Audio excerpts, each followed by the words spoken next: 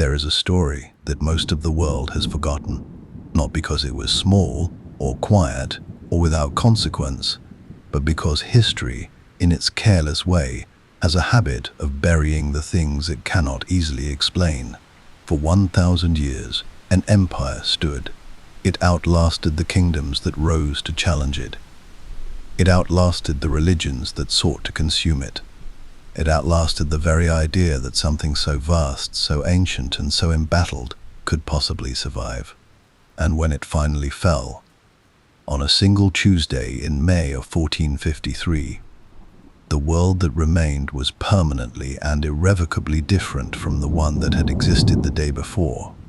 We call it the Byzantine Empire, but the people who lived within it, who died for it, who prayed beneath its golden domes and marched beneath its banners through the dust of a dozen different continents, they never used that name. To them, they were Romans, direct heirs to the greatest political achievement the ancient world had ever produced. They spoke Greek, worshipped a Christian god, and governed themselves through a bureaucratic machinery of breathtaking complexity, and yet they looked back, always, to Rome, to the Senate, to the purple robes of the Caesars, to the eternal idea that civilization itself was synonymous with their empire. That tension between what they were and what they believed themselves to be is perhaps the most human thing about them. The story begins not with a collapse, but with a decision. In the year 3030 AD, the Emperor Constantine the Great stood on the western shore of the Bosphorus, that narrow and strategic strait where Europe reaches toward Asia with an outstretched hand, and he made a choice that would echo for 11 centuries.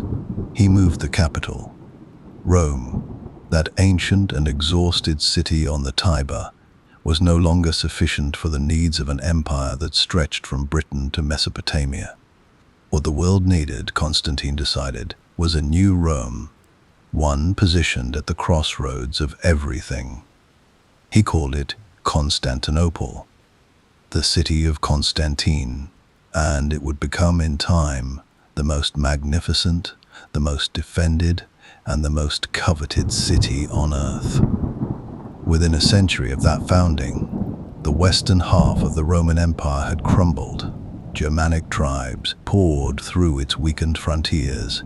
The Visigoths sacked the city of Rome in 410, an event so shocking that the philosopher Augustine felt compelled to write an entire book explaining how it was possible. By 476, the last Western Roman emperor had been quietly deposed, and the curtain fell on what most people simply call the ancient world. But in the east, the light stayed on. Constantinople held. Its triple walls, 3 concentric rings of stone, moat, and fortified towers stretching across the narrow peninsula on which the city sat, would prove, for nearly 1,000 years, essentially impregnable. Behind those walls, something remarkable was taking shape. A civilization that was neither purely Roman nor purely Greek nor purely Christian, but an extraordinary synthesis of all three. A civilization of scholars and soldiers, of monks and merchants, of saints who performed miracles, and emperors who committed murders to protect their thrones. A civilization that preserved the writings of Plato and Aristotle through centuries of European darkness, that invented the concept of diplomatic immunity, that produced the most sophisticated legal code the world had yet seen, and that, at its height, commanded an army that could strike fear into enemies across 4 continents. The Byzantines were not a simple people, and theirs was not a simple story. There would be emperors of genius. Justinian, who very nearly reunited the old Roman world through the sheer force of his ambition, and Basil II, the Bulgar slayer, who earned his terrible epithet by blinding 15,000 enemy soldiers and sending them home in columns, one-eyed man leading 100 blind, a message so brutal it reportedly killed the Bulgarian Tsar on the spot. There would be empresses of iron. Theodora, the daughter of a bear keeper, who became the most powerful woman in the known world. and did not flinch when half the city rose against her husband in flames. There would be generals of terrifying brilliance, theologians who split the church over the precise rendering of a painting, architects who built a dome so vast their contemporaries believed it must be suspended from heaven by a golden chain. And there would be a people, diverse, argumentative, deeply religious, fiercely proud, who lived within this empire, not merely as subjects, but as participants in an idea. The idea that Rome was not a place, that it was a condition, that civilization, law, faith, and culture could be maintained, could be fought for, bled for, prayed for, regardless of what the world outside the walls might do. For 1,000 years, they were right. This is their story.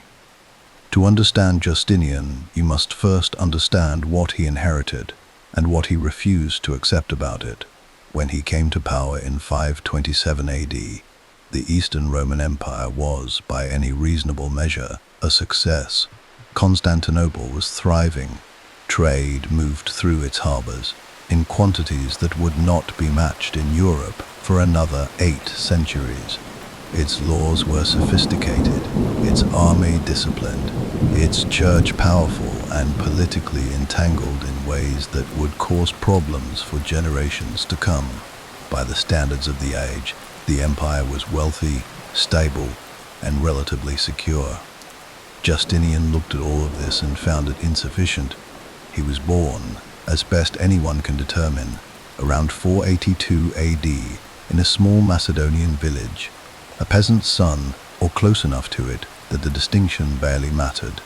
His uncle Justin had risen through the military ranks to become emperor, and Justinian had come to Constantinople as a young man to be educated, groomed, and eventually positioned as his uncle's successor. He received the finest education the empire could offer. He read deeply, thought carefully, and developed opinions about nearly everything: theology, architecture, law, and above all, the proper shape of the Roman world. That shape, in Justinian's mind, was non-negotiable. Rome was one. It had always been one. The fact that barbarian kingdoms now occupied Italy, North Africa, and Spain was not a political reality to be accommodated. It was an offense to be corrected. The West had been lost through weakness and misfortune. It could be recovered through will and force. This was either the most audacious strategic vision of the 6th century, or a dangerous delusion dressed in imperial purple. Depending on which decade of Justinian's reign you examine, it was, at various moments, both. Before any of his great campaigns could begin, however, the empire nearly destroyed itself from within.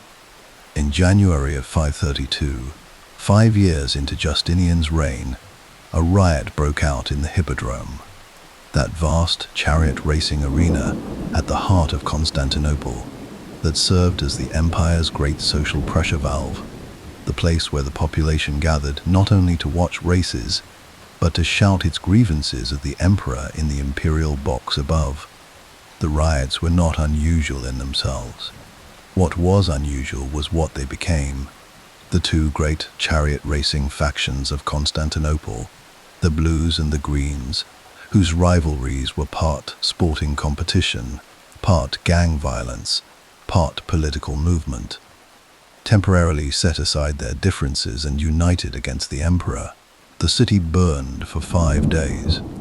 Entire districts were reduced to ash. Justinian, by most contemporary accounts, was on the verge of fleeing.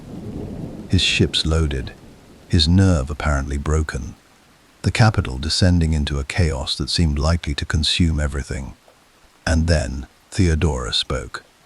Her exact words survive, recorded by the historian Procopius, and they remain among the most remarkable statements attributed to any figure of the ancient world. She told the gathered court, calmly and without apparent fear, that she would not flee, that the purple of imperial power made a fine burial shroud, that a sovereign who had lost his throne and his city and was living in exile was not truly living at all.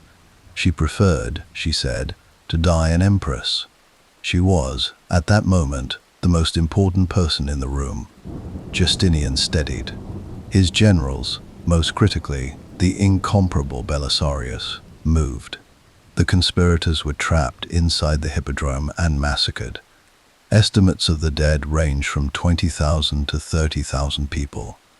The Nika revolt, as it came to be called, was over, and Justinian, having survived the worst crisis of his reign before his greatest ambitions had even truly begun, set about rebuilding and reconquering with a focus that bordered on the obsessive. The first target was North Africa. The Vandal kingdom had controlled the former Roman provinces of North Africa for roughly a century. They were, by reputation, formidable warriors. Their very name would eventually enter the languages of Europe as a synonym for destructive force. And yet when Belisarius arrived on the North African coast in 533 with a relatively modest expeditionary force, the campaign was over almost before it began. 2 battles, separated by a matter of weeks. The Vandal king captured. The kingdom dissolved. Roman administration, or rather Byzantine administration, though no one called it that, restored across territories that had been lost for 100 years. It was a stunning military achievement, and it was accomplished with a speed that astonished the watching world. But it was also, in retrospect, something of an illusion. The reconquest was fast. The pacification was not. Rebellions would flicker across North Africa for years, draining resources and manpower that Justinian's empire could not easily spare. He did not wait to find out. Italy was next. The Gothic Wars, which began in 535, were supposed to follow the same template as the African campaign: swift, decisive, triumphant. They were none of these things. They lasted nearly 20 years. They consumed the Italian peninsula with a thoroughness and a violence that left the land impoverished, depopulated, and shattered in ways it would take centuries to recover from. The cities that had survived the fall of the Western Empire, battered but functional, were fought over so many times, besieged and relieved and besieged again, that many of them emerged from the conflict as shadows of themselves. Belisarius performed miracles with insufficient resources. He captured Ravenna. He took Naples. He entered Rome. He was then undermined, recalled, starved of reinforcements, sent back, undermined again. The relationship between Belisarius and his emperor is one of the genuine psychological puzzles of the Byzantine period. Justinian clearly could not win without him, and clearly could not fully trust him either, perhaps because a general of such transcendent ability is always, for an emperor, a source of both gratitude and anxiety. The final phase of the Gothic Wars was prosecuted not by Belisarius, but by Narses, an elderly eunuch court official who proved to be, against all expectation, a commander of devastating effectiveness. By 544, Italy was back under imperial control.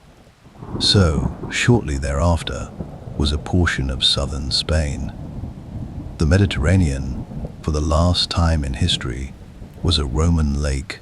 Justinian, looking at the map from Constantinople, might reasonably have allowed himself a moment of profound satisfaction. But maps are not countries, and lines on parchment are not the same as living, functioning provinces. The reconquered territories were exhausted and resentful. The military campaigns had cost fortunes that the empire's treasury struggled to replace. And the enemies on the eastern frontier, the Sassanid Persian Empire, ancient and sophisticated and entirely unimpressed by Byzantine ambitions in the west, had not been idle. Justinian's reign saw repeated wars against Persia, periods of uneasy peace purchased with enormous payments of gold, and a constant hemorrhaging of resources that the Western campaigns only made worse. There was also the plague. In 541, a disease arrived in Constantinople that modern historians believe to have been bubonic plague, carried, most likely, on grain ships from Egypt, spreading through the rat populations of the empire's great cities with a methodical and unstoppable efficiency. At its peak in Constantinople, contemporary sources claim that 10,000 people were dying every day. The streets could not absorb the dead. Bodies were stacked in the towers of the sea walls. Justinian himself contracted the disease and survived, a fact that his court presented as evidence of divine favor, though it did nothing to slow the plague's progress through the general population. The plague of Justinian, as it is known, would return in waves for the next 2 centuries. Its cumulative demographic effect on the Byzantine world was catastrophic. The tax base shrank. Military recruitment became harder. Agricultural output collapsed in affected regions. A civilization that had been straining forward under Justinian's enormous ambitions suddenly found itself fighting for basic stability. And yet, through all of this, the wars, the plague, the perpetual financial crisis, the theological controversies that Justinian pursued with the same relentless energy he applied to everything else, Constantinople itself was being transformed. The great fire of the Nika revolt had destroyed the original church of the Holy Wisdom, the Hagia Sophia, and Justinian replaced it with something that the world had never seen and would not see again for nearly 1,000 years. Completed in 537, the new Hagia Sophia was an architectural achievement so far beyond anything that preceded it that the architects who designed it, Anthemius of Tralles and Isidore of Miletus, are believed to have invented new mathematical and geometric principles simply to make it possible. The central dome spans more than 30 meters. It seems, from the inside, to float, supported by a ring of windows at its base that flood the interior with light in a way that overwhelmed every visitor who ever walked beneath it.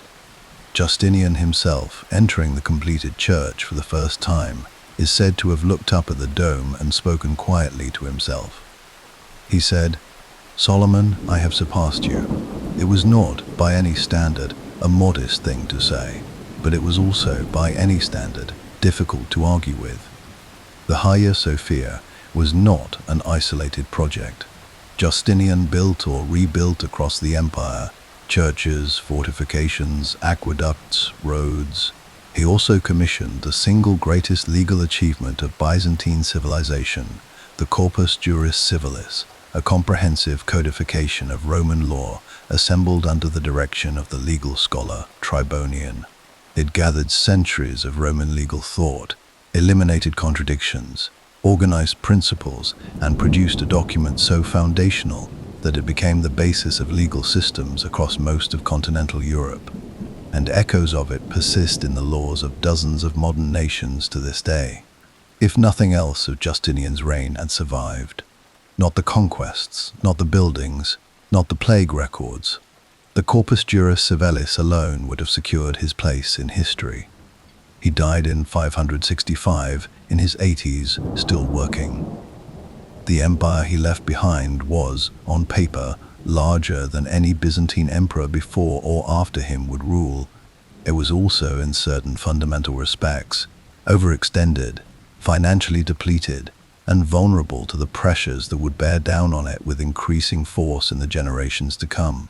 Within 3 years of his death, the Lombards had invaded Italy. Within decades, the Persian Wars had resumed with a ferocity that would shake the empire to its foundations. The Great Reconquest, that extraordinary, expensive, bloody, visionary project, began to unravel almost immediately. And yet, the Hagia Sophia still stands in Istanbul today. The legal codes Justinian commissioned still shape the way human beings govern themselves.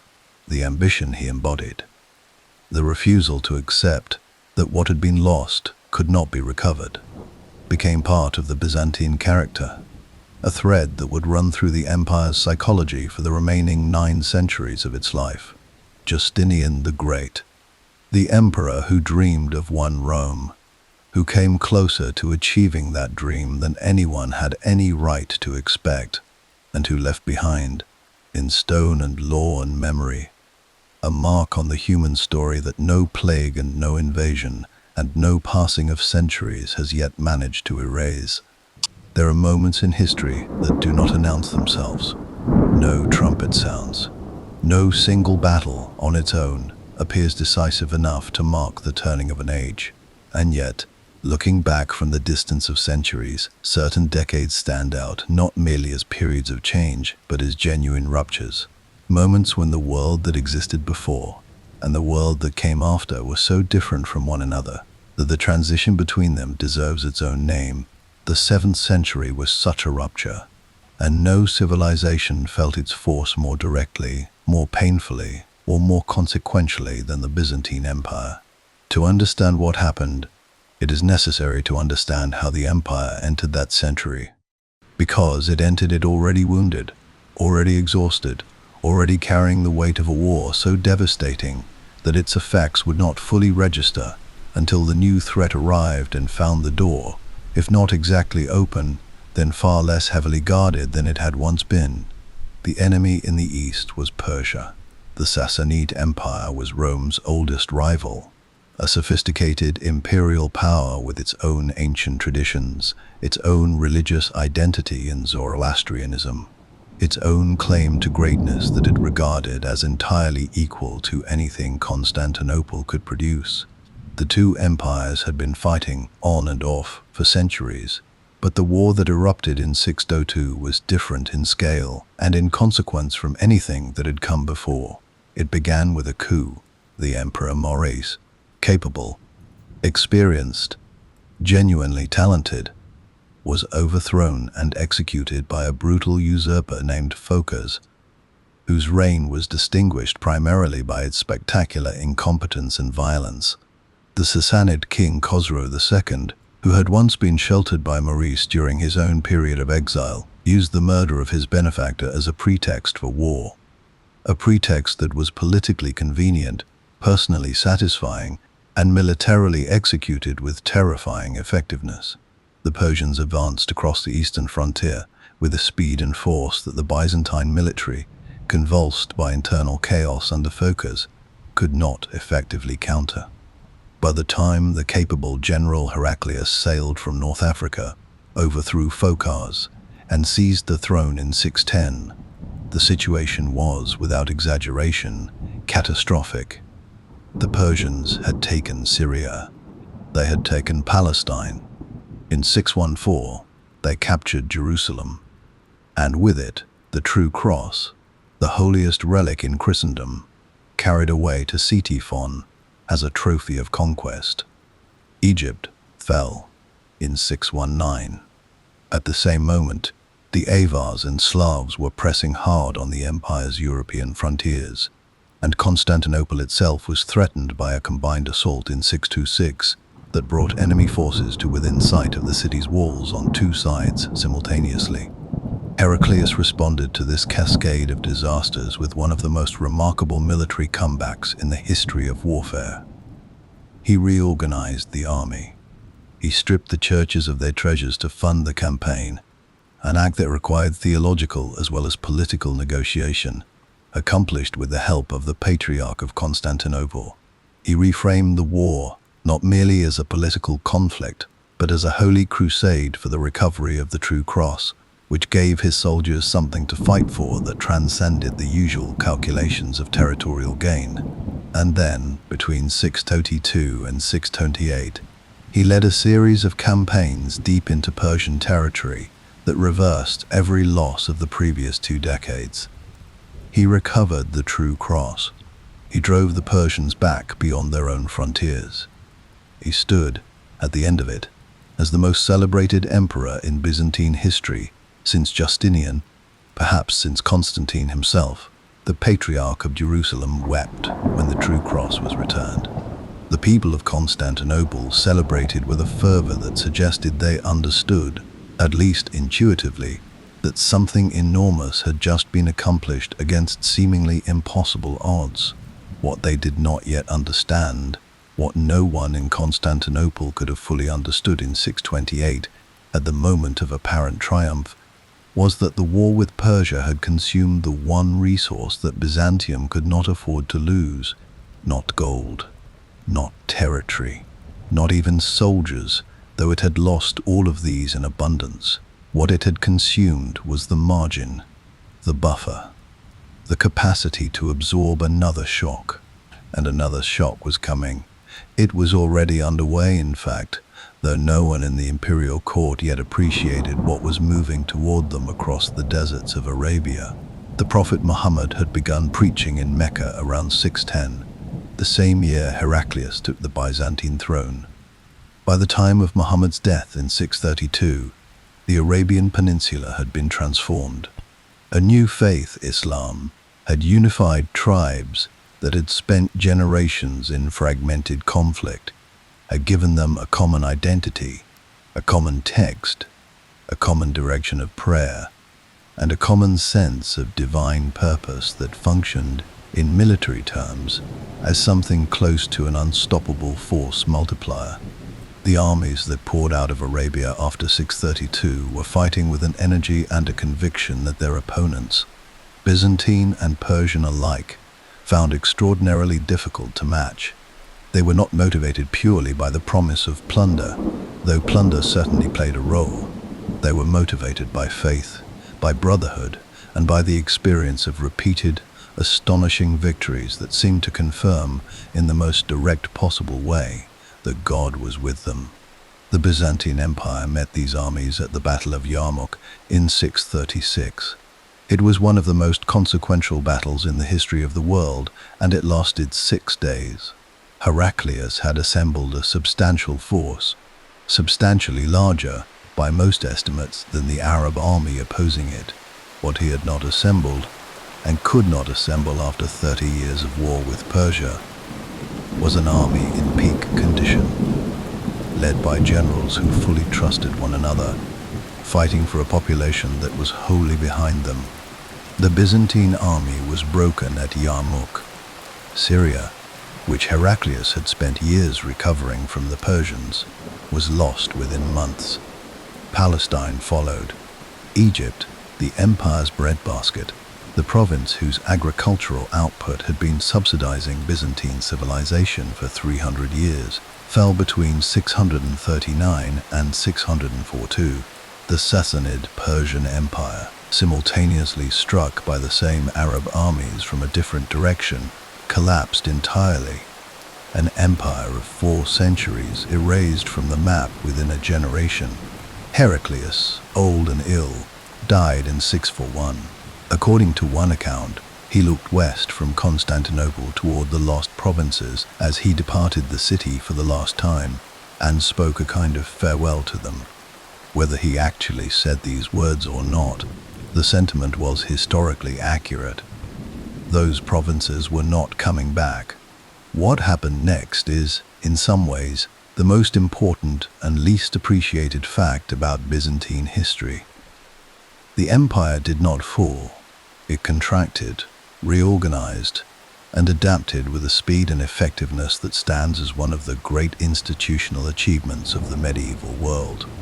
The old late Roman administrative system, expensive, complex, civilian-dominated, was replaced by a new structure called the theme system, in which the empire's remaining territories were divided into military districts, each governed by a general called a strategos, who held both military and civil authority in his region.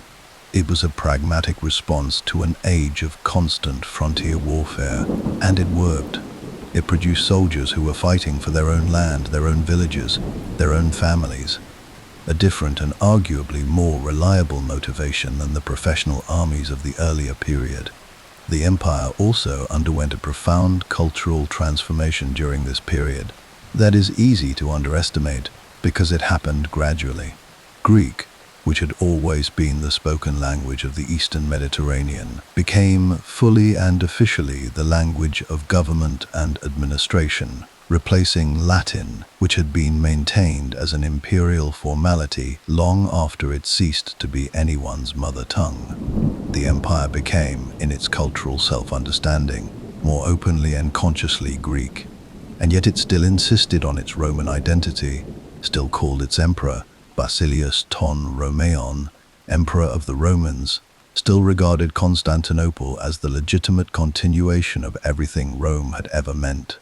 This combination, Greek culture, Roman identity, Christian faith, was the Byzantine synthesis in its mature form, and the 7th century crisis, for all its devastation, was in certain respects the moment when that synthesis crystallized into something coherent and durable. The loss of Egypt and Syria also, paradoxically, simplified the empire's theological situation in ways that reduced internal tension. Those provinces had been home to the Monophysite Christian communities, whose disagreements with the official Chalcedonian theology of Constantinople had generated decades of bitter controversy. The controversies had consumed enormous political energy and had, at times, made those provinces actively resistant to imperial authority, a complication that the Arab conquests resolved with brutal finality. The empire that remained after 642 was, theologically, more unified than the one that had existed before. None of this, of course, made the losses feel anything other than what they were. The wealth of Egypt gone, the holy sites of Palestine in other hands, the familiar geography of the Roman East reduced to a memory. There is a profound melancholy embedded in the Byzantine literature of this period, a sense of a world that had been turned upside down, of ancient certainties dissolved, of a God whose purposes were not entirely legible to the people who believed themselves his chosen instrument on earth. The Arab forces did not stop at the recovered Syrian border. They came, twice, for Constantinople itself, great naval and land expeditions in 674 and again in 717 that represented, in the truest sense, existential threats to the empire's survival. The second of these, the Arab siege of 707 to 798, involved a force that some sources estimate at over 100,000 men and a fleet of many hundreds of ships. For over a year, Constantinople was surrounded. It held. The triple walls, which had never been breached by any external force, held again. The Byzantine navy deployed a weapon known as Greek fire, a combustible liquid of closely guarded composition that could burn on water, that could not be extinguished by the normal methods, and that destroyed the Arab fleet with a completeness that turned the siege into a catastrophe for the attackers. The land forces, weakened by a brutal winter and harassed by Bulgarian forces attacking from the rear, withdrew. Constantinople stood. The empire breathed. The civilization that emerged from the 7th century was smaller than the one that had entered it. It had lost half its territory, the majority of its agricultural wealth, and a substantial portion of its population. It had been forced to remake its administrative structures, its cultural identity, and its understanding of its own place in the world from the ground up. It had come, on multiple occasions, within a single battle of total extinction. And yet here is what makes the Byzantines genuinely extraordinary, what separates their story from the simple narrative of imperial decline that might otherwise be imposed upon it. They looked at what remained, and they built with it. They did not spend the following centuries in paralysis or nostalgia, or not only in nostalgia. They reorganized, they innovated, they found within their reduced borders a resilience and a coherence that the sprawling empire of Justinian's day, for all its grandeur, had perhaps never quite possessed. The 1,000-year empire had completed its first third. It had survived what should, by any reasonable calculation, have destroyed it, and the centuries ahead would bring new threats, new glories, new emperors of genius and madness, new moments of expansion and contraction, a rhythm of survival so persistent, so improbable, and so deeply compelling that it forms one of the great continuous narratives in the history of human civilization. The story was far from over. In many ways, its most dramatic chapters were still to come. There is a particular kind of greatness that announces itself quietly, not through a single dramatic conquest or a thunderclap of founding mythology, but through the slow, patient accumulation of strength, military, cultural, intellectual, spiritual, over generations, the kind of greatness that, when you are standing inside it, feels less like triumph than like the natural order of things. And then, only when it is gone, do you understand what it actually was. The 2 centuries that stretched roughly from 867 to 1056 were Byzantium's long, quiet announcement of greatness. Historians call it the Macedonian period, after the dynasty that produced its emperors. The Byzantines themselves, living through it, might simply have called it the way things were. But looking back across the distance of 1,000 years, it is possible to see those 2 centuries for what they were. The apex of Byzantine civilization, the moment when everything the empire had been building toward, through 3 centuries of crisis and contraction and painful reorganization, finally and fully flowered. It began, as so many Byzantine dynasties did, with a murder.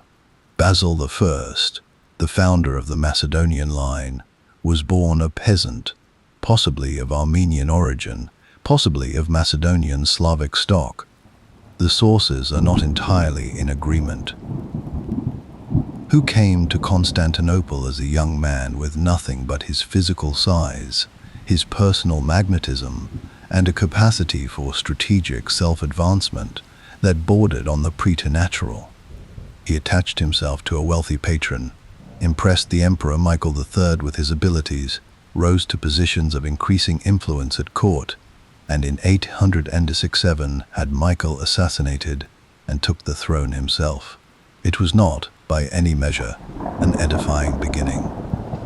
Byzantine imperial transitions rarely were. What followed, however, was something genuinely remarkable. Basil proved to be not merely a capable ruler, but a transformative one. He began the systematic legal reforms that his son Leo VI would complete. A comprehensive modernization of Byzantine law that updated Justinian's codes for the realities of a changed world, translated them fully into Greek, and made them applicable to a civilization that had evolved enormously over the preceding 3 centuries. He stabilized the frontier. He brought a quality of administrative seriousness to the throne that the empire had sometimes lacked under the erratic Michael III, and he established a dynasty that would hold power, with occasional interruptions, for nearly 200 years, long enough to carry the empire through its greatest flourishing. The Macedonian emperors were not uniformly gifted.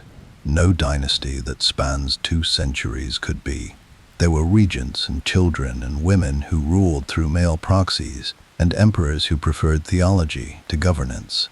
But the institution was strong enough, the administrative machinery sophisticated enough, and the dynasty's overall quality high enough that even its weaker reigns did not fundamentally derail the empire's trajectory.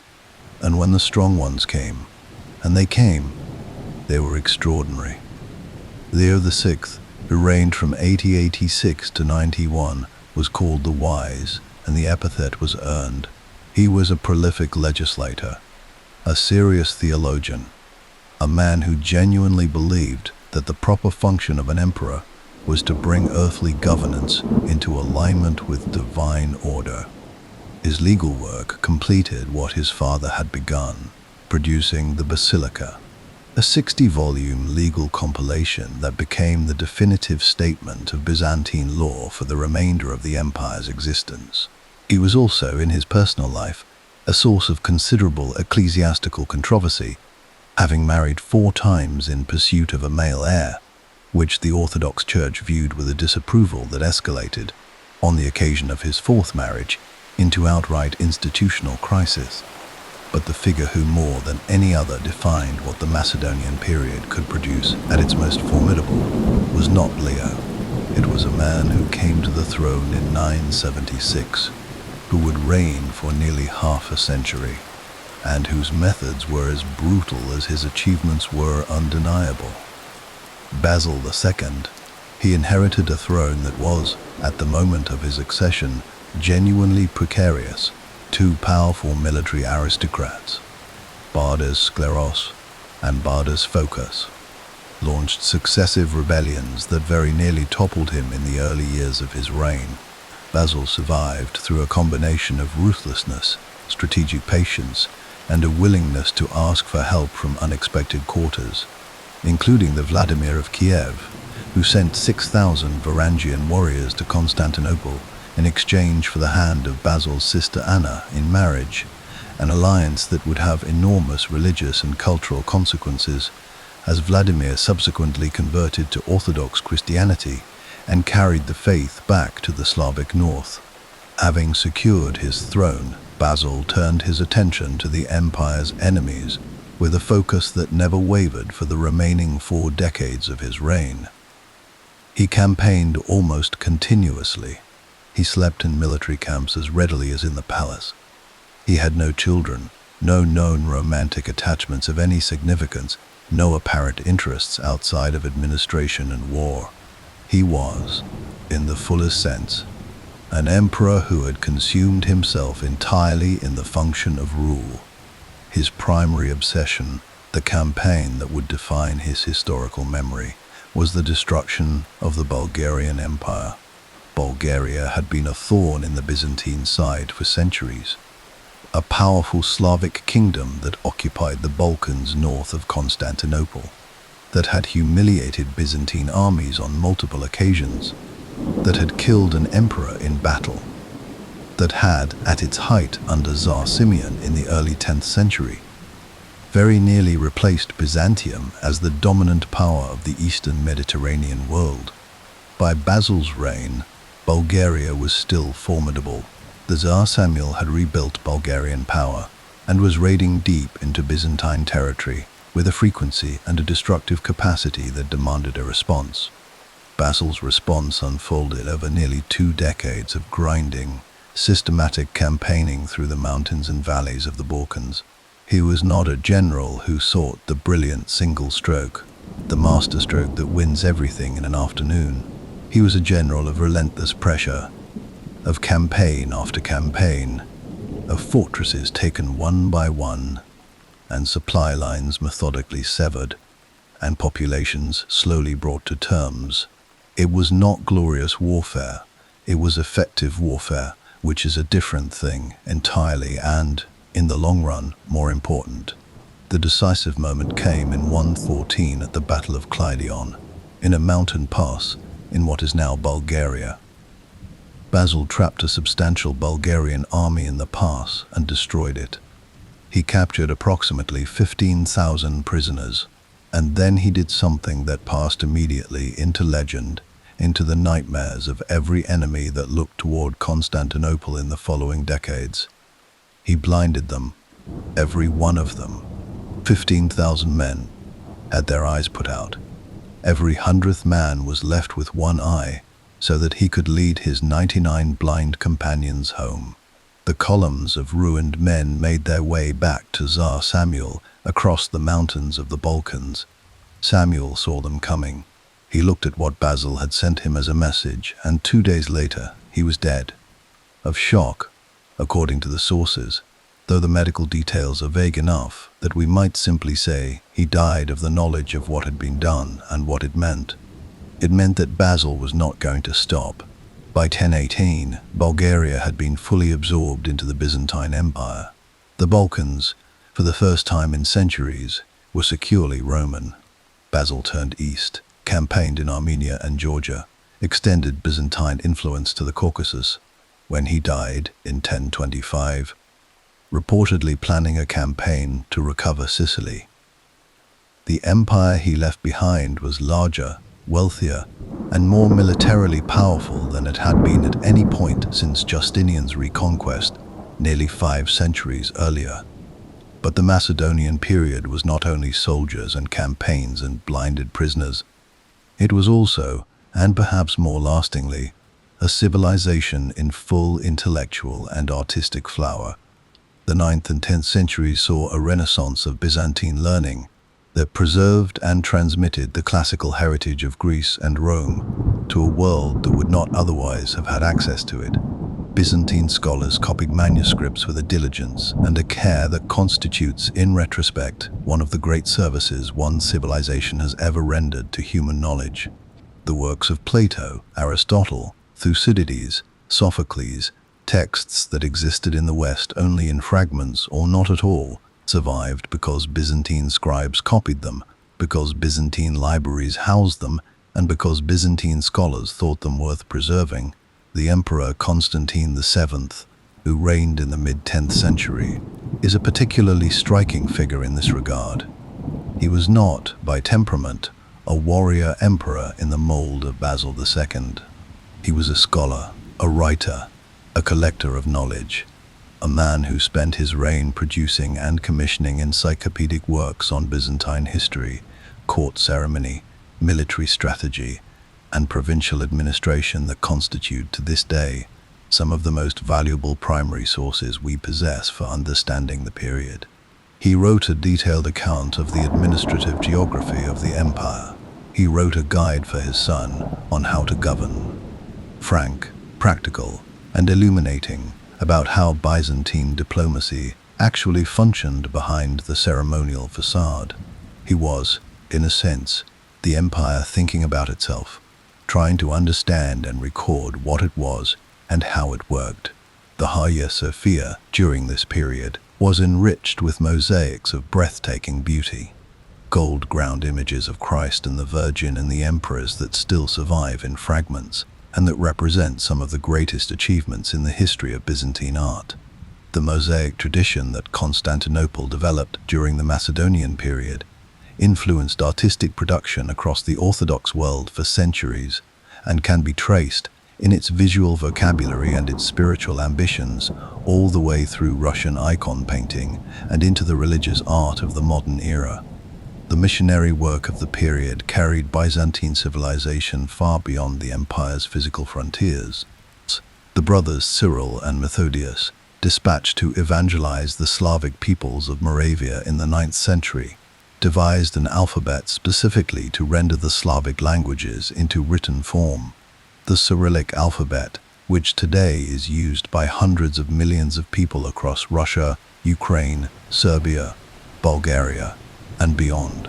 The conversion of Vladimir of Kiev in 988, facilitated by Basil II's political calculations, brought Orthodox Christianity to the vast territories of what would become Russia, establishing a cultural and spiritual inheritance that shaped Russian civilization from its very foundations. The reach of Byzantine influence during the Macedonian period extended in every direction. To the north and east, through religion and cultural prestige; to the south and west, through trade and diplomatic relationships with the Islamic world that were, whatever the theological differences between the parties, commercially productive and intellectually stimulating. Byzantine silk, Byzantine gold, Byzantine artistic techniques, Byzantine legal concepts, all of these moved along the trade routes that connected Constantinople to the wider world and left their mark wherever they arrived. It was, by any honest reckoning, a civilization at the height of its powers, not without problems. The military aristocracy was growing in wealth and influence in ways that would eventually destabilize the careful balance of power the Macedonian system depended upon, not without vulnerabilities. The frontiers were long, and the threats on them were real and varied and never entirely resolved, but a civilization nonetheless that had earned the right to look at the world it had built and find it genuinely admirable. The Golden Age would not last. Nothing does. The decades after Basil II's death in 1025 would see the Macedonian dynasty flicker out. The careful structures he and his predecessors had built begin to crack under the pressure of internal competition and external assault, and a series of catastrophes arrive in the second half of the 11th century that would change the empire's situation as fundamentally as the Arab conquests 400 years before. But before we follow Byzantium into that next darkness, it is worth pausing here, in the light of the Macedonian afternoon, and acknowledging what was achieved. A civilization that had been broken in the 7th century rebuilt itself into something magnificent a people that had lost half their world found, in the half that remained, the resources to produce art and law and scholarship and military power of the highest order. They were still Roman, they were still standing, and the story still had centuries left to tell. There is a particular kind of wound that does not come from an enemy. It comes from someone who arrived calling himself a friend, who ate at your table and accepted your hospitality and invoked a shared faith and a common cause, and then, at the moment of maximum vulnerability, turned. The Byzantine Empire suffered many wounds across its 1,000 years of existence, but the wounds inflicted by those who came in the name of friendship cut deepest of all, and the 11th and 12th centuries delivered them in abundance. The trouble began, as so much Byzantine trouble did, not with an external blow but with an internal fracture. The death of Basil II in 1025 left behind an empire of extraordinary power and a succession problem of almost equal magnitude. Basil had never married, never produced an heir, and had apparently given only cursory thought to what would happen after him. What happened was a rapid and debilitating series of short reigns, civil conflicts, and power struggles between the civilian bureaucratic aristocracy of Constantinople and the military landowning aristocracy of the provinces.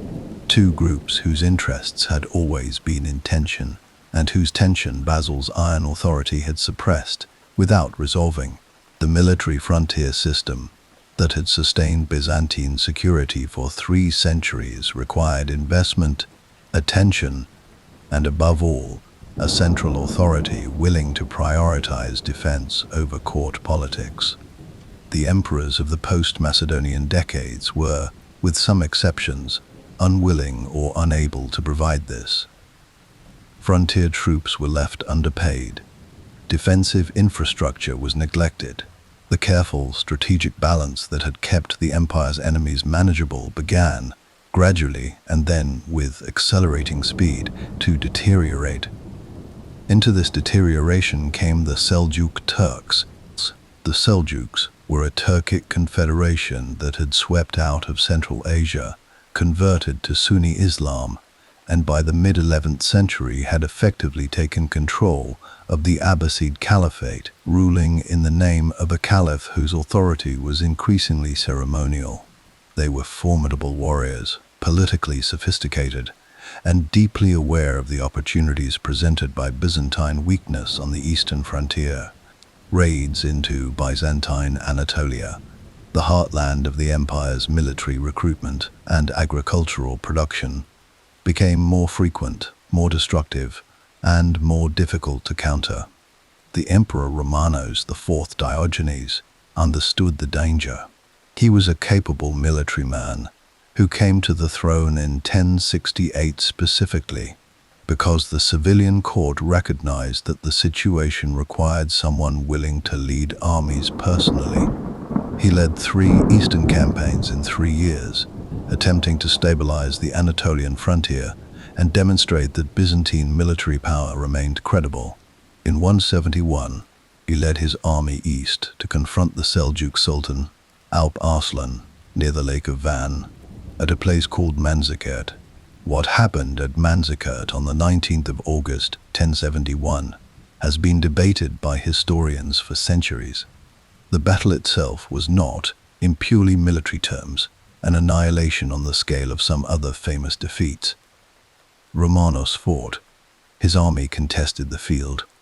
But at a critical moment, a Byzantine wing, commanded by a general named Andronikos Doukas, who had his own political reasons for seeing Romanos fail, withdrew from the battle rather than fighting. Whether this was a misunderstood order or deliberate treachery depends on which source you read and how much weight you give to subsequent political events. What is not debated is the result. Romanos was captured, a Byzantine emperor taken prisoner on the battlefield by an enemy force for the first time in centuries. The Sultan Alp Arslan treated his captive with a courtesy that the subsequent Byzantine political response did not deserve. He released Romanos after extracting terms. a substantial ransom, and certain territorial concessions that were entirely manageable had the empire honored them. The empire did not honor them. The civilian faction in Constantinople, led by the Ducas family, deposed Romanos while he was still negotiating his release, blinded him, and left him to die in humiliation. They then repudiated the treaty. The Seljuks, freed from any obligation to observe terms that Byzantium itself had discarded, moved into Anatolia. And they did not stop. Within a decade, the Byzantine Empire had lost most of Asia Minor. The plateau that had been the core of its military recruitment, its agricultural surplus, and its demographic base for 4 centuries. The Themes system, the careful military districts that had sustained Byzantine defense since the 7th century, simply ceased to function across vast territories that were no longer under imperial control. A civilization that had lost Egypt and Syria in the 7th century and survived had now lost its remaining breadbasket, and the consequences would reverberate for the rest of its existence. It was in this context, with Anatolia dissolving, the treasury strained, and the military recruitment base dramatically reduced, that the Emperor Alexios I Komnenos came to the throne in 1081 and did something that seemed, at the time, pragmatically reasonable and proved, over the following century, to be one of the most consequential decisions in Byzantine history. He asked the West for help. Alexios was not asking for an army he could not control. He was not inviting a conquest. He was making a measured diplomatic appeal to Pope Urban II for military assistance, mercenaries, skilled fighters, a manageable force that could help stabilize the eastern frontier while Byzantine strength was rebuilt. What he got was the First Crusade. Urban preached at Clermont in 1095 with an eloquence and a strategic vision that Alexios had not anticipated. What arrived at the walls of Constantinople between 1096 and 1097 was not a manageable auxiliary force. It was an enormous, only partially organized, multiply-commanded host of Western knights, infantry, pilgrims, and camp followers. Tens of thousands of people who spoke different languages, followed different lords, had different objectives, and shared with the Byzantines little beyond a nominal Christian faith, whose theological content, by this point, differed substantially between East and West. The Great Schism of 1054, the formal rupture between the Roman Catholic and Eastern Orthodox churches, over questions of theology and papal authority that had been building for centuries, had occurred only 40 years before the Crusaders arrived at Constantinople. The wounds were fresh. The mutual incomprehension was genuine, and underneath the shared language of Christian brotherhood, there was a deep and reciprocal suspicion between the sophisticated ancient civilization of Byzantium and the rougher, more aggressive feudal culture of the Latin West. Alexios managed the First Crusade with considerable diplomatic skill. He extracted oaths from the Crusade's leaders that territories recovered from the Turks would be returned to Byzantine suzerainty. He provided logistical support and strategic guidance, and the First Crusade succeeded. Antioch fell in 1098, Jerusalem in 1099, in ways that temporarily strengthened the Byzantine position in parts of the Near East. But the Crusader states that were established in the aftermath were not, in practice, obedient to Constantinople. The oaths proved difficult to enforce. The Latin princes, who now ruled in Antioch and Jerusalem, regarded themselves as independent actors, not Byzantine vassals. The relationship between Byzantium and the crusading movement was, from its very beginning, a structured ambiguity that served neither party cleanly. The subsequent crusades did not improve matters. Each passage of Western armies through Byzantine territory brought friction, over supply, over conduct, over the fundamental question of whether Byzantine cooperation with Muslim powers in the interests of strategic stability constituted a betrayal of the Christian cause, as many crusaders believed, or simply sensible diplomacy, as the Byzantines understood it. The Normans of Sicily, who were simultaneously Latin Christians and hereditary enemies of Byzantium, attacked Byzantine territory in 1081, 1107, and again later, treating the empire as both a potential ally against the Turks and a legitimate target for their own expansionism, a contradiction they appear to have managed without apparent discomfort. The Komnenian emperors, Alexios, his son John II, and his grandson Manuel I, responded to this complex environment with remarkable energy. They could not recover Anatolia in full, but they stabilized the frontiers of what remained, rebuilt Byzantine military power around a core of professional troops and allied forces, and pursued an aggressive diplomacy that kept the empire relevant as a major power even as its territorial base had permanently contracted. John II Komnenos, who reigned from 1118 to 1143, is one of the most admirable and least celebrated emperors in Byzantine history. He was called Kaloio Annis, John the Beautiful, not for his physical appearance, which the sources suggest was unremarkable, but for the quality of his character. He was honest by Byzantine imperial standards, which is saying something. He was just.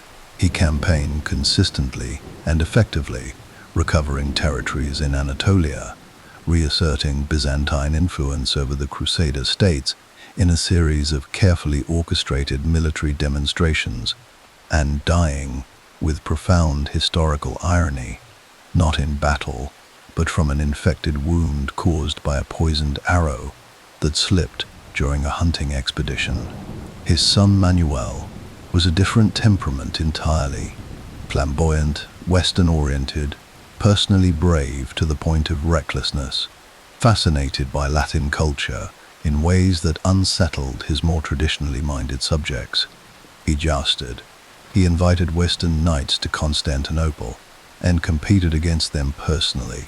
He pursued an active Western policy aimed at making Byzantium the dominant power in the Latin world as well as the Greek, a policy whose ambitions exceeded the resources available to sustain them.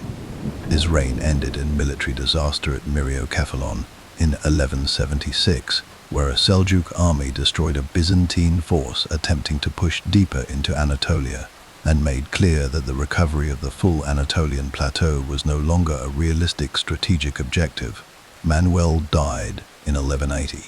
What followed was a decade of political chaos, regencies, coups, and the unleashing of a popular fury against the Latin residents of Constantinople that resulted in a massacre of the Western community in 1182, with a violence and a comprehensiveness that horrified the Latin world and guaranteed that whatever reservoir of goodwill remained between Byzantium and the crusading movement was effectively drained. The West did not forget 1182, and it did not forgive it. When the Fourth Crusade gathered in Venice in 1202, its stated objective was Egypt. What it became was something else entirely. A slow, commercially driven, politically manipulated diversion that ended not on the shores of the Nile, but beneath the walls of Constantinople. The city that had never fallen to an external enemy in nearly 9 centuries fell in April of 1204 to an army of Latin Christians. The Crusaders sacked it for 3 days with a thoroughness and a brutality that shocked even contemporaries who were not sympathetic to Byzantium. Churches were stripped, libraries were burned. The great bronze horses of the Hippodrome were shipped to Venice, where they still stand today above the entrance to St. Mark's Basilica, permanent, gleaming evidence of what was taken. A Latin empire was established in Constantinople. Byzantine successor states survived in Nicaea, in Trebizond, in Epirus, fragments of the civilization maintaining themselves in exile, keeping the flame waiting. The wound of 1204 never fully healed. When Byzantine emperors eventually recovered Constantinople in 1261, they returned to a city that had been diminished, stripped, and fundamentally altered by half a century of Latin occupation. The demographic and economic recovery never fully came. The trust in Western Christianity in the idea that shared faith could override political interest, was gone entirely. The Byzantines had survived Arabs and Persians and Bulgarians and Turks. They had survived plague and civil war, and theological controversy, and the loss of their wealthiest provinces. They had not survived their friends. That was the wound that would not close. There is a particular kind of courage that has no hope attached to it.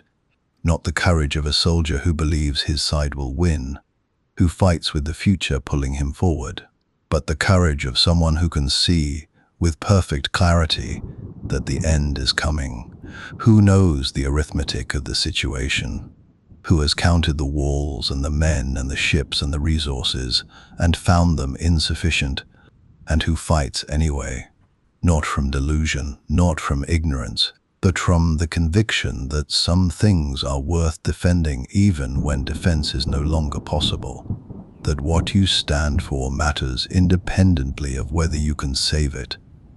The last century of Byzantine history is filled with men and women of exactly this kind of courage, and it is, for that reason, among the most humanly compelling chapters in the long story of the empire. Not despite the tragedy at its end, but because of it. When Michael VIII Palaiologos retook Constantinople from the Latin occupiers in 1261, there was a moment of genuine celebration. The city was home again. The great cathedral of the Hagia Sophia was reconsecrated to Orthodox worship. The empire was, in some formal sense, restored. But the empire that had been restored was not the empire that had been lost. Half a century of Latin misrule had reduced Constantinople's population dramatically. The economic networks that had made the city the wealthiest in Christendom were disrupted and partially captured by the Venetians and Genoese, who had extracted extraordinary commercial privileges in exchange for their naval support, and who were not inclined to relinquish them. The Anatolian heartland remained largely in Turkish hands. The Balkan territories were contested by Bulgarian and Serbian kingdoms of growing power and ambition. The Palaiologan dynasty that would rule Byzantium for its final 2 centuries, the longest ruling dynasty in Byzantine history, a bitter irony, inherited a civilization that was visibly, measurably contracting. The revenues available to the central government were a fraction of what they had once been. The professional military that Basil II had commanded, that the Komnenian emperors had rebuilt and maintained, had largely dissolved into a system of mercenary dependency that was expensive, unreliable, and structurally incapable of sustaining a prolonged defensive effort. The population of Constantinople, which had stood at perhaps 500,000 at the empire's height, had fallen to somewhere between 50 and 100,000 by the 14th century. In some districts, fields were being farmed within the ancient walls. And yet the Palaiologan period was not simply a story of decline. It produced, with a determination that seems almost defiant of circumstance, a final cultural flowering that historians have come to call the Palaiologan Renaissance. Byzantine art reached new levels of emotional depth and psychological complexity. The mosaics and frescoes of this period, particularly those of the Chora Church in Constantinople, display a humanity and a naturalism that prefigure the Italian Renaissance they would directly influence. Byzantine scholars engaged in philosophical debates of genuine sophistication. The empire maintained diplomatic relationships across the known world, from Western Europe to the Mongol court to the rising Ottoman power that was, decade by decade, absorbing the remaining fragments of Byzantine territory in Anatolia and the Balkans. The Ottomans deserve particular attention, because understanding them is essential to understanding the final act. They were not simply conquerors. They were a sophisticated and rapidly developing civilization with their own administrative genius, their own cultural ambitions, and their own sense of historical destiny. The Ottoman sultans who faced Byzantium in its last decades were not barbarians at the gate. They were rulers of an expanding empire that was absorbing Greek, Persian, Arab, and Turkic influences into something genuinely new and formidable. they understood Byzantium. They had Byzantine officials in their court, Byzantine technical expertise in their service. Some had Byzantine blood. The relationship between the shrinking empire and its encircling Ottoman neighbors was one of the strangest in medieval history. Part siege, part negotiation, part mutual dependence. Byzantine emperors sought Ottoman military assistance in their own internal succession disputes, a catastrophic pattern of behavior that brought Turkish forces into Europe and accelerated the very encirclement they feared. Ottoman princes sought refuge in Constantinople during their own succession crises, which gave the Byzantine emperor a useful diplomatic chip and a dangerous houseguest simultaneously. By the early 15th century, Constantinople was not so much a capital as an enclave. The empire, in any meaningful territorial sense, had ceased to exist. What remained was the city itself, a handful of islands, and a small enclave in the Peloponnese called the Morea. The emperors still wore the purple. The court still observed its ancient ceremonies. The patriarch still presided over the Orthodox Church. But the resources to defend the city against a determined assault were simply, mathematically, not there. The Emperor John VIII spent much of his reign pursuing the one strategy that seemed to offer any realistic prospect of salvation, a union with the Roman Catholic Church that might unlock Western military assistance against the Ottoman threat. The Council of Florence in 1439 produced, on paper, exactly this union. John and the Byzantine delegation accepted papal primacy, accepted the theological positions Rome had insisted upon, accepted terms that the Orthodox faithful of Constantinople regarded as a fundamental betrayal of their spiritual inheritance. The West sent no army. The promised crusade never materialized with sufficient force to change the strategic situation, and in Constantinople, the reaction to the union was one of furious rejection. Clergy who refused to commemorate the Pope in the liturgy, faithful who refused to attend services celebrated by bishops who had signed at Florence, a Grand Duke who reportedly declared that he would rather see the turban of the Sultan in Constantinople than the tiara of the Pope. The union was real on paper and nowhere else. It satisfied no one and saved nothing. John VIII died in 1448. His brother Constantine, the Lithe Palaeologos, became the last emperor of Byzantium. Constantine was 50 years old. He was experienced, militarily capable, politically clear-eyed, and under no apparent illusions about the situation he had inherited. He knew what was coming. The young Ottoman Sultan Mehmed II, 21 years old, ferociously intelligent, obsessively focused on the one prize that had eluded every Islamic ruler for 8 centuries, had made his intentions explicit. He was going to take Constantinople.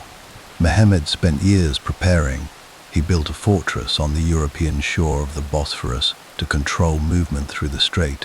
He assembled an artillery train that included cannon of unprecedented size.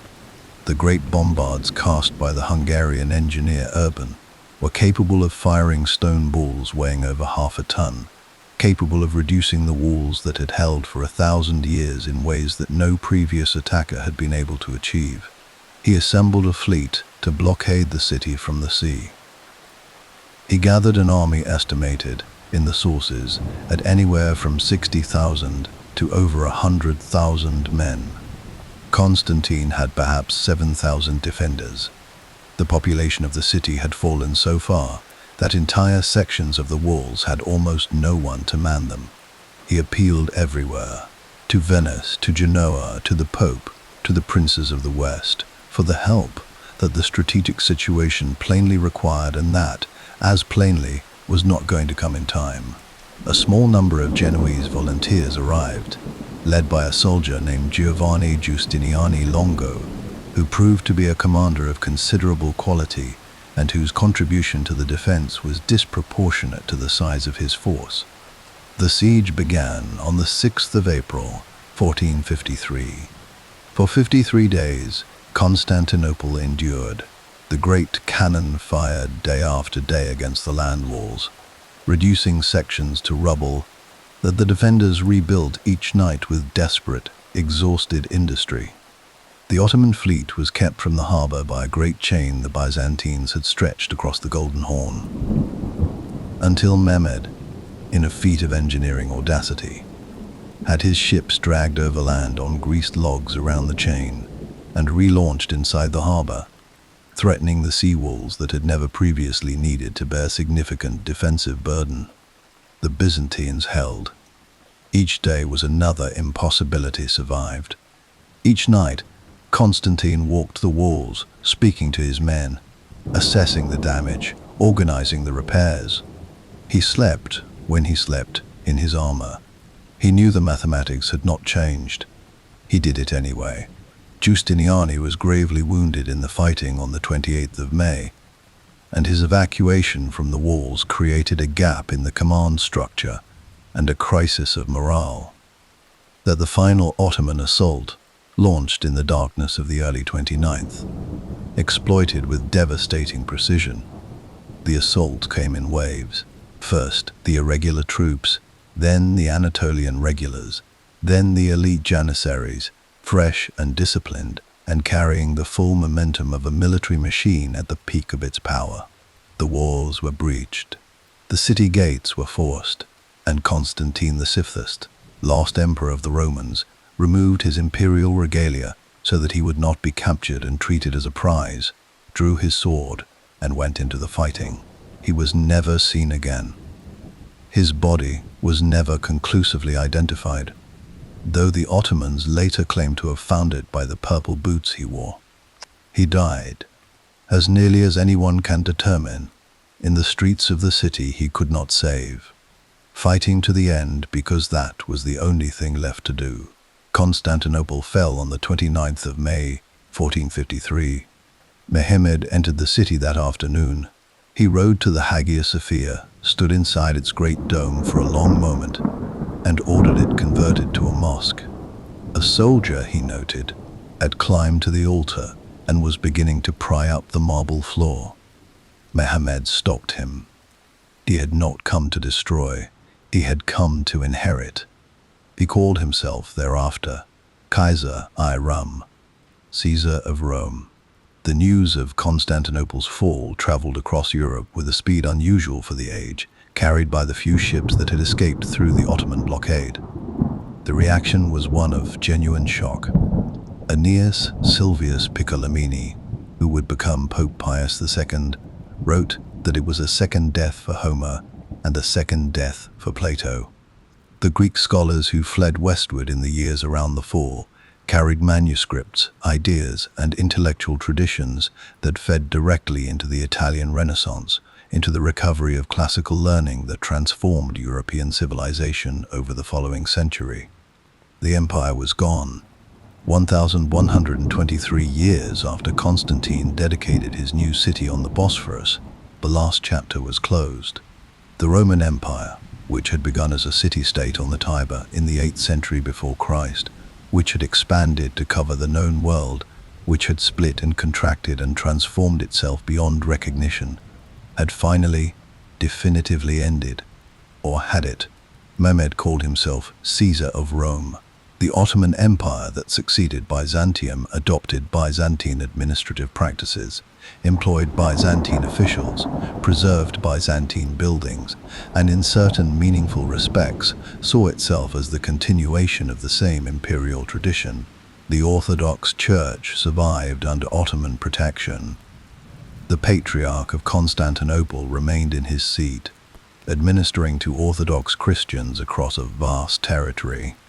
Russian princes, who had married into the Byzantine imperial family, began calling themselves Tsar, Caesar, and spoke of Moscow as the Third Rome, the legitimate inheritor of Constantinople's spiritual and political authority.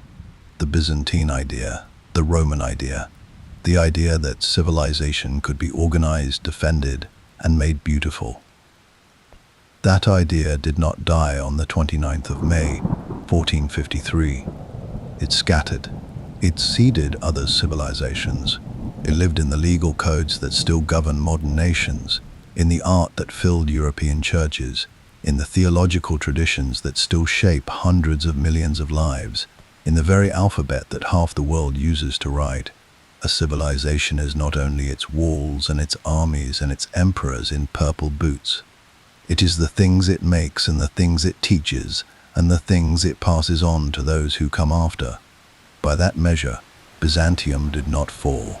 It simply changed the form in which it continued. The city by the Bosphorus still stands. The dome still floats above the nave, just as it did the day Justinian looked up at it and spoke quietly to himself. The light still enters through the ring of windows, and the 1,000-year story of the empire that refused, for 1,000 years, to accept that Rome was truly gone still echoes across the centuries, in the laws we live by, in the faith millions practice, in the art that lines the walls of the world's great museums, and in the simple, stubborn, profoundly human fact that for 1,000 years, against every conceivable odd, they held. When a great civilization ends, the world does not immediately understand what it has lost. There is grief, sometimes. There is shock. There is the practical scramble of survivors making sense of a changed landscape.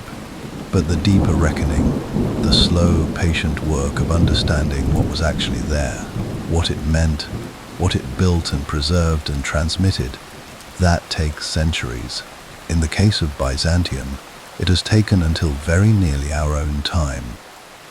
For a long while, the Byzantine Empire was the great dismissed civilization of the Western historical tradition. The very word Byzantine, in common usage, became a synonym for everything the empire's detractors wished to say about it: labyrinthine, devious, decadent, overly complicated, obsessed with ceremony at the expense of substance. Edward Gibbon, whose monumental decline and fall of the Roman Empire shaped Western understanding of late antiquity for generations, treated Byzantium largely as an extended footnote to the real story of Rome, a prolonged, undignified afterlife rather than a civilization of genuine achievement. The empire was too Greek for those who identified Rome purely with Latin culture, too Roman for those who wanted Greece to belong to the classical age alone, too Christian for secular historians, and too orthodox for those whose understanding of Christianity was filtered through the Catholic or Protestant traditions of the West. It was, in short, too much of too many things to fit comfortably into the categories that Western historical thinking had prepared for it. That dismissal has been substantially revised in the scholarship of the past century, and particularly in recent decades. What has emerged from that revision is a picture of extraordinary richness and importance. A civilization whose contributions to the world we inhabit are so fundamental and so pervasive that their very invisibility is itself remarkable. We live, in ways most people never consider, in a world substantially shaped by Byzantium. Begin with the law. Justinian's Corpus Juris Civilis, that enormous codification of Roman legal thought completed in the 6th century, became the foundation upon which the legal systems of most of continental Europe were subsequently built. The legal traditions of France, Italy, Spain, Portugal, Germany, the Netherlands, and through their colonial histories, the legal frameworks of Latin America, Quebec, Louisiana, and many other regions, are Roman law traditions. They derive from Justinian's compilation. Every time a French court considers the rights of property, every time an Italian judge applies principles of contract, every time a Brazilian lawyer invokes the concept of legal personhood, they're working within a framework whose most important single document was produced in Constantinople in the 6th century by a Macedonian peasant's son who wanted to restore the full inheritance of Rome. The common law traditions of England and her former colonies are different in character, but even they are not untouched. The concepts of equity, the structures of legal reasoning, the vocabulary of rights and obligations, all of these bear marks of Roman legal thought that passed through Byzantine transmission on their way into the intellectual inheritance of the medieval West. Then there is the preservation of knowledge. This is perhaps the most straightforward of Byzantium's gifts, and the one that requires the least elaboration, because the evidence is simply there, sitting in the libraries of Europe, waiting to be counted. The texts of ancient Greek literature, philosophy, science, and history that survive today survive in large part because Byzantine scholars copied them, Byzantine libraries housed them, and Byzantine intellectual culture regarded them as worth preserving at a time when much of the rest of the world did not. Plato survives in Byzantine manuscript. Aristotle survives in Byzantine manuscript. Thucydides, Sophocles, Euripides, Archimedes, Galen. The list of ancient authors whose work reaches us through Byzantine transmission is not a footnote. It is the foundation of the Western classical canon. When the Greek scholars fled Constantinople in the years surrounding the fall, some before 4053, some after, some carrying manuscripts they had rescued from libraries that would not survive the transition. They brought this inheritance to Italy, where it fed directly into the intellectual ferment of the Renaissance. The Platonic Academy in Florence, which exercised such enormous influence on Renaissance thought, was substantially energized by Byzantine scholars and Byzantine texts. The recovery of Greek language and Greek philosophy that transformed European intellectual life in the 15th and 16th centuries was not a rediscovery of something lost. It was the arrival, in the West, of something that Byzantium had been carefully maintaining for 1,000 years. The Italian Renaissance, that foundational moment of the modern Western world, is in a meaningful sense a Byzantine bequest. The influence on art is equally profound and considerably more visible, though it is often attributed to other traditions without tracing it to its source. The Byzantine visual tradition, the gold ground icon, the flattened yet intensely spiritual figures, the specific vocabulary of gesture and color and symbolic arrangement, traveled north and east as well as west. The icon tradition of the Orthodox world, which encompasses Russian, Serbian, Bulgarian, Georgian, and Greek visual culture across many centuries, is Byzantine in its origins, its conventions, and its spiritual grammar. The great icons of Andrei Rublev, which hang in Russian museums and Orthodox churches as among the supreme achievements of medieval art, are unimaginable without the Byzantine visual tradition from which they emerge. In the West, the influence is more diffuse, but no less real. The mosaic programs of Byzantine churches shaped the visual understanding of Christian art across medieval Europe. The artistic techniques that Byzantine craftsmen brought west, in manuscript illumination, in enamel work, in ivory carving, in the production of silk, elevated the material culture of medieval Europe and seeded artistic traditions whose descendants are still alive today. When Cimabue and Duccio in the late 13th century began the process of transformation that would eventually produce Giotto and the early Italian Renaissance, they were working within a Byzantine artistic inheritance and consciously beginning to depart from it. You cannot understand where Western art went without understanding where it started, and where it started was substantially Byzantine. The religious inheritance is the most far-reaching of all, and the most difficult to measure precisely because it is so deeply embedded in the cultures it shaped as to be nearly invisible. The conversion of the Slavic peoples to Orthodox Christianity, the work of Cyril and Methodius in the 9th century, of Byzantine missionaries and diplomats across the following centuries, of the conversion of Vladimir of Kiev in 988, created a religious and cultural sphere of influence that today encompasses Russia, Ukraine, Serbia, Bulgaria, Romania, Georgia, and beyond. The Orthodox Christian tradition, with its specific theology, its liturgical forms, its iconographic conventions, its understanding of the relationship between the church and political authority, is fundamentally Byzantine in its formation. The hundreds of millions of people who practice Orthodox Christianity today are, in a direct and traceable sense, heirs to the civilization that Constantine founded on the Bosphorus in 330 AD.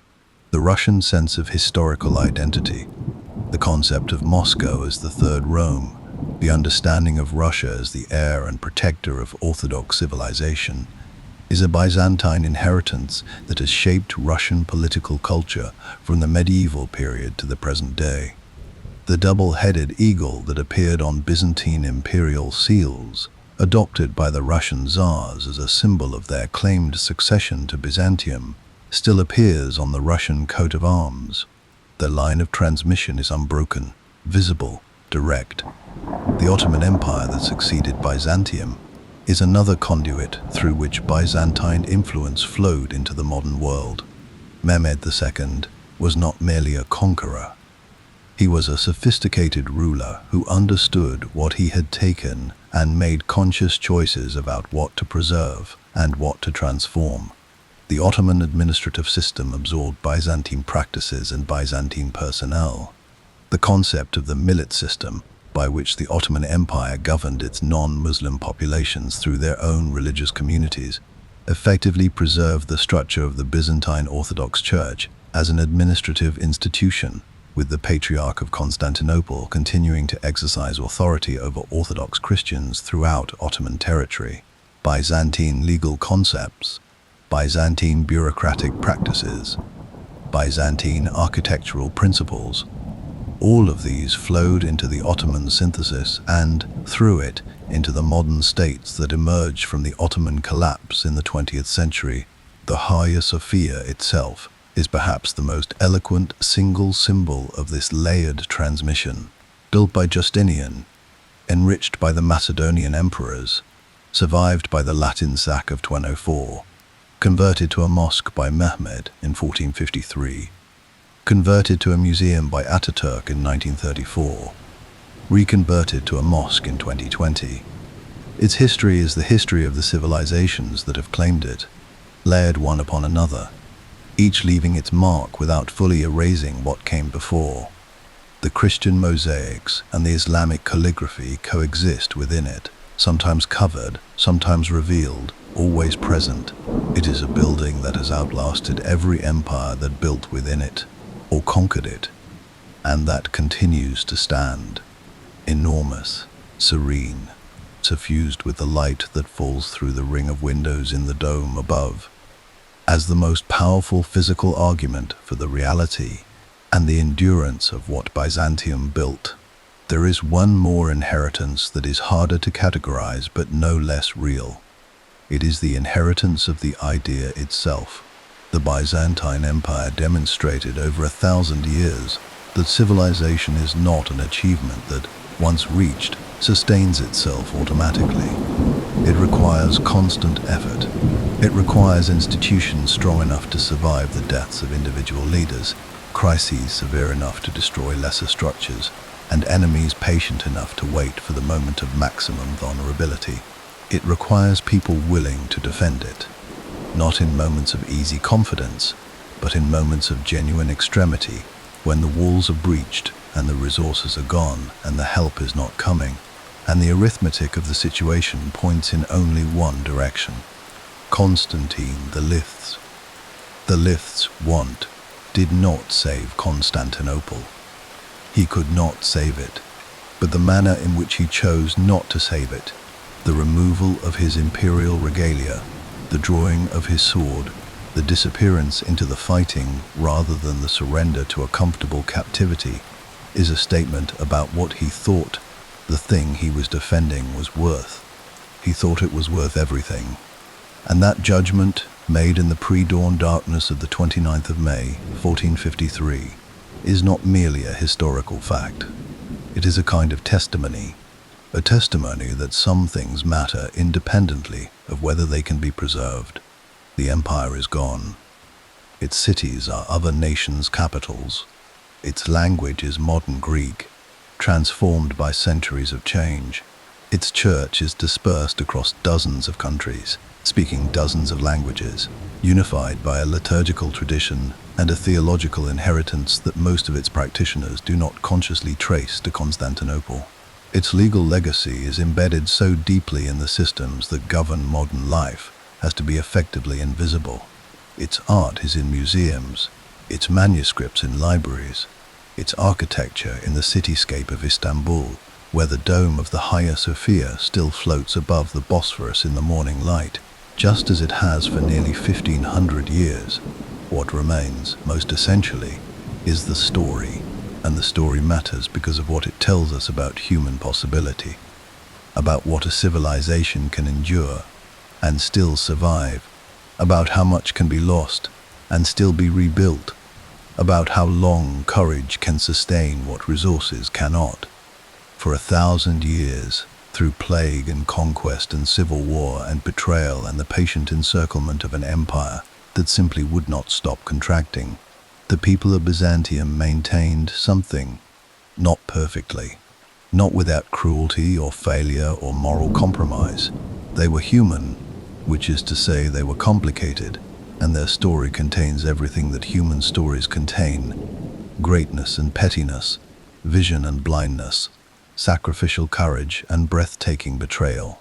But they held the line, century after century, against enemies that should have destroyed them, in circumstances that would have extinguished a less resilient civilization. They held the line. They kept the libraries open and the laws functioning and the liturgies sung and the walls repaired. They kept Rome alive when Rome was gone from every other place on earth, and when they could hold no longer, when the mathematics of the situation finally, after 1,000 years, became truly unanswerable. They went down fighting, which is to say they went down on their own terms, which is the only terms that matter. The Eastern Roman Empire, the Byzantine civilization, the 1,000-year survival of Rome. It deserves to be remembered, not as a footnote, not as a curiosity, not as a synonym for bureaucratic complexity, but as one of the great sustained achievements of the human story. A civilization that looked at an impossible situation, generation after generation, and decided that the answer was to try anyway. That the answer was always, simply, to try anyway. The light through the dome has not changed. It still falls the same way. It still illuminates the same vast interior, where the prayers of 1,500 years have accumulated in the stone, and the silence like a kind of permanent residence. Go and stand beneath it someday, if you can. Look up at the ring of windows and the dome above them, floating without visible support, the way it has always floated, the way Justinian saw it and could not believe it, and said what he said. Stand there long enough, and you will understand what was built here, what was defended here, what was lost here, and what was not lost and cannot be. Stand there long enough, and you will hear it. Quietly, just beneath the threshold of ordinary hearing, persistent as the light itself. Rome, still speaking, still here.